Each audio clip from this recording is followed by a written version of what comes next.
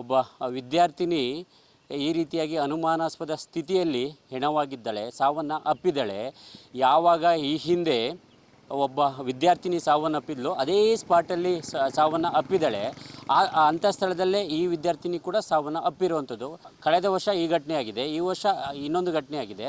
ಇಷ್ಟಾದರೂ ಕೂಡ ಘಟನೆ ನಡೆದಿರುವಂಥದ್ದು ಜೂನ್ 28ನೇ ತಾರೀಕಿನಂದು. ನಾನೀಗ ವರದಿಯನ್ನು ಮಾಡ್ತಿರುವಂಥದ್ದು ಜುಲೈ 3ನೇ ತಾರೀಕು. ಟಿಲ್ ಡೇಟ್ ಈ ಕ್ಷಣದ ತನಕ ಕೂಡ ಟಿ ಡಿ ರಾಜೇಗೌಡರು ಇಲ್ಲಿಗೆ ಕಾಲನ್ನು ಇಟ್ಟಿಲ್ಲ. ಬೆಂಗಳೂರಿನಲ್ಲಿ ಇರುವಂಥದ್ದು.